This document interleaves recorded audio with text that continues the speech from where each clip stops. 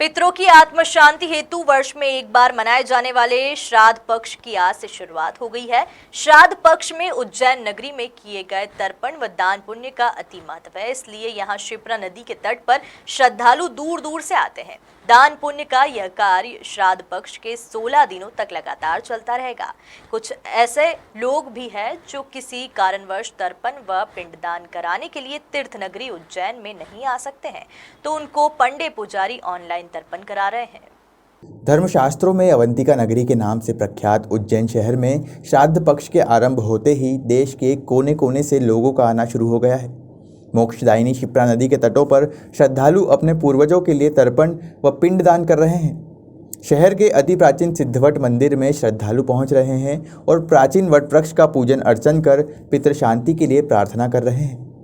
शिप्रा नदी में दूध चढ़ा रहे हैं। वहीं सिद्धवट सहित शिप्रा नदी के प्रत्येक घाट पर पंडित अपने यजमानों से पूजा पाठ व कर्मकांड करा रहे हैं। पितरों के निमित्त कर्मकांड व तर्पण का यह कार्य 16 दिनों तक चलता रहेगा। पितृमोक्ष हेतु श्रद्धालु इन 16 दिनों की विभिन्न तिथियों में ब्राह्मण को भोजन दान, गाय दान, साथ ही गाय व कौवों को भोजन कराते हैं। मान्यता है कि उज्जैन में श्राद्ध करने से पितरों को बैकुंठ धाम की प्राप्ति होती है। इस वर्ष कोरोना गाइडलाइन का असर श्राद्ध पक्ष पर भी साफ दिखाई दे रहा है। यहाँ श्रद्धालु कम संख्या में आ रहे हैं, तो वहीं दूसरी ओर पुजारी सोशल डिस्टेंसिंग का पालन करते हुए श्राद्ध तर्पण करवा रहे हैं। इन जौ के दानों के ऊपर सभी नदियों के जल को हम यहाँ आमंत्रित कर रहे हैं। आप सभी नदियों का ध्यान करिएगा, शिप्रा जी सहित गंगा और सारी नदियों का ध्यान कर लीजिएगा। गंगा के जल का हमने इनमें प्रोक्षण भी किया है, कुछ बूंदे इनमें मिलाई भी है, पर शिप्रा के जल का भी ध्यान कर लीजिएगा। मन में विचार कीजिएगा कि आपका सिद्धवट घाट पर शिप्रा। सामान्यतः ये सिंपल प्रोसेस है। जब हम तीर्थ में श्राद्ध के लिए नहीं जा पाते हैं तो हम घर पर बैठकर भी अपने पूर्वजों को तर्पण और श्राद्ध का कार्य कर सकते हैं।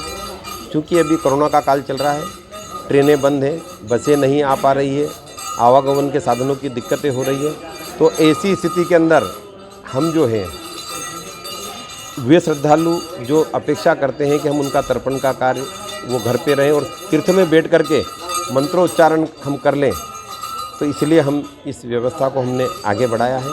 वैसे भी सर्वाधिक महत्व तो तीर्थ में आकर के श्राद्ध करने का है, लेकिन श्राद्ध पक्ष ये भी कहता है कि यदि कोई स्थितियां ऐसी हो हम न कर पाएँ तो हम घर बैठ करके भी इस श्राद्ध को करके अपने पूर्वजों को तृप्त करके और उनसे अपने लिए और संपूर्ण परिवार के लिए आशीर्वाद प्राप्त कर सकते हैं। अभी कहाँ के यजमान की आपने पूजन? अभी जो यजमान थे ये अमरजी उपाध्याय, जो कि गाजियाबाद के रहने वाले हैं, जो मेरे साथ अभी ऑनलाइन लाइन पर थे।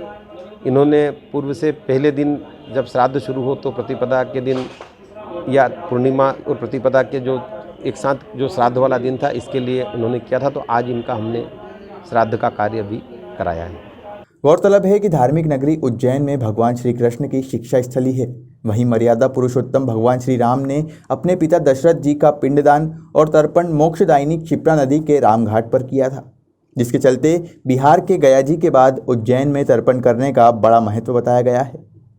उज्जैन से मुरली मनोहर जोशी की रिपोर्ट।